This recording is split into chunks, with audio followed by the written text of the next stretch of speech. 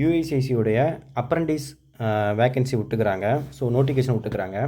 ஆக்சுவலாக வந்து எல்லா ஆர்கனைசேஷனுமே வந்து கண்டிப்பாக வந்து அப்ரண்டிஸ் விடணும்னு சொல்லிட்டு ரூல் போட்டுக்கிறாங்க. அதனால் வந்து இன்னும் அதுக்கடுத்து பார்த்தீங்கன்னா கண்டிப்பாக நம்ம வந்து என்ஏசிலேருந்து எதிர்பார்க்கலாம். மற்ற ஆர்கனைசேஷன்லேருந்தும் நம்ம அப்ரண்டிஸ்க்கான வேக்கன்சி எதிர்பார்க்கலாம். ஏன்னா கண்டிப்பாக அவங்க எடுத்து தான் ஆகணும், அது ரூல். ஓகேவா? ஸோ அதுபடி இப்போ வந்து யுஐசிசியோடைய அப்ரண்டிஸும் வந்திருக்குது. ஆக்சுவலாக பேங்க் அப்ரண்டிஸ் இருக்காங்க பார்த்தீங்களா, அங்கே நீங்கள் உங்களுக்கு ஃப்ரெண்ட் யாராவது ஒர்க் பண்ணுறாங்க, யாராவது அவங்க கேட்டு பாருங்களேன். அங்கே காலையில் 10 மணிக்கு முன்னாடி போகிறாங்கன்னா 5, 5:30 சம்டைம்ஸ் 6 வரை அவங்க ஒர்க் பண்ணிக்கிட்டே தான் இருப்பாங்க. அங்கே வந்து அவங்க ஃப்ரீயாகவே இருக்க முடியாது. அவங்க ஏதாவது ஒர்க் பண்ணிக்கிட்டே தான் இருப்பாங்க. ஃபார் எக்ஸாம்பிள் எஸ்பிஐ பார்த்தீங்கன்னா யோனோ, அப்புறம் வந்து இன்சூரன்ஸ் படிக்கிறது, அக்கௌண்ட் ஓப்பனிங், இந்த மாதிரி ஏதாவது ஒன்று பண்ணிக்கிட்டே இருப்பாங்க. அவங்களால ஃப்ரீயாகவே இருக்க முடியாது. ஸோ ஆஃப்டர் வீட்டுக்கு வந்ததுக்கப்புறம் அவங்களால படிக்கணும்னு நினச்சா கூட அவங்க மைண்டு வந்து ஃபுல் ஃப்ளெட்ஜாக வந்து படிக்காது.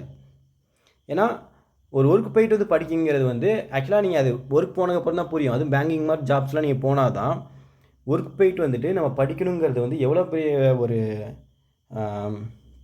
விஷயங்கிறது அப்போ தான் புரியும் உங்களுக்கு. ஸோ இது வந்து ஒரு நல்ல ஆப்பர்ச்சுனிட்டி. யூசிசி அப்ரண்டிஸுங்கிறது ஒரு நல்ல ஆப்பர்ச்சுனிட்டி. ஏன்னா ஜாப் அந்தளவுக்கு உங்களுக்கு ஒர்க் லோடு இருக்காது. ஸோ நீங்கள் ஃபர்தராக படிக்கிறதுக்கு யூஸ் ஆகிக்கிறோம். யாரெல்லாம் வந்து என்ன சொல்கிறது, எனக்கு எக்ஸாம் ஃபீஸ் கூட அப்ளை பண்ணுறதுக்கிட்ட எனக்கு கஷ்டமாக இருக்குது, எனக்கு இப்போதைக்கு ஏதோ ஒரு ஜாப் கிடச்சா போதும் அப்படிங்கிறவனா இதுக்கு தாராளமாக இதை ட்ரை பண்ணி கிளியர் பண்ண ட்ரை பண்ணுங்கள். பட் இதில் என்ன ஒரு பிரச்சனைனா, இங்கே பார்த்தீங்கன்னா இதில் வந்து பாஸ்டு டூரிங் 2021, 22, 23, 24.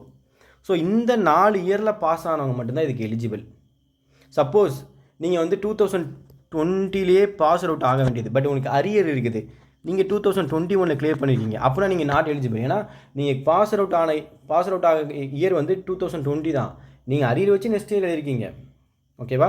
ஸோ இந்த 4 இயரில் யார் வந்து அவங்களோட காலேஜ் லைஃப்பை முடிக்கிறாங்களோ அவங்க தான் வந்து இதுக்கு எலிஜிபிள். ஸோ அதுதான் இங்கே ஒரு பிரச்சனை. நிறைய பேர் வந்து இது இப்போ இதனால் வந்து அப்ளை பண்ண முடியாமல் போகலாம்.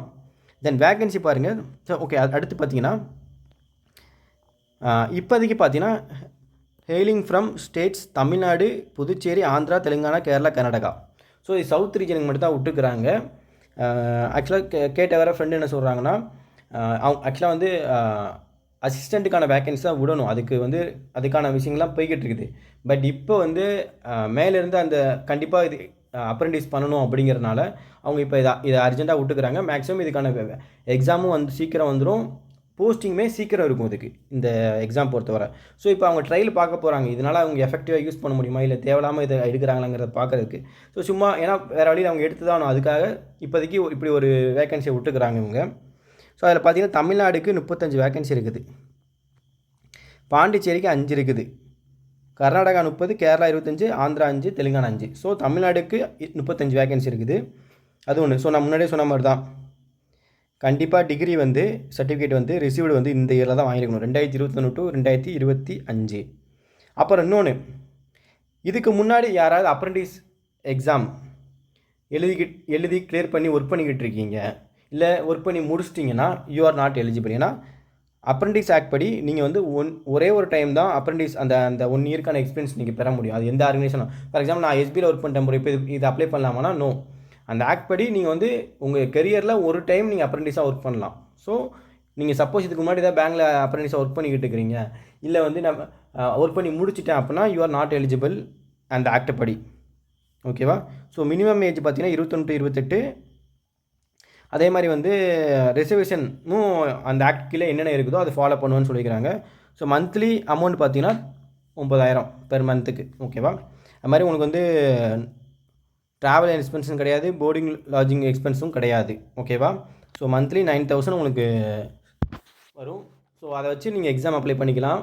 ஸோ சில விஷயங்களுக்கு உங்களோட அன்றாட தேவைகளுக்கு பண்ண முடியும். ஓகேவா? ஸோ இதை யூஸ் பண்ணிட்டு கொஞ்சம் இதில் போனீங்கன்னா நல்லா படிக்க முடியும். ஆக்சுவலாக என்ன சொன்னால், இதில் போயிட்டால் கொஞ்சம் பெட்டராக பேங்க் அப்ரெண்டிஸோட இதில் கொஞ்சம் எக்ஸ்ட்ரா நல்லா படிக்க முடியும். நிறைய பேருக்கு ஏதோ ஒரு வருமானம் வரணும் அப்படின்ட்டு இருப்பீங்களா, அவங்க இதை யூஸ் பண்ணிக்கோங்க. ஓகேவா?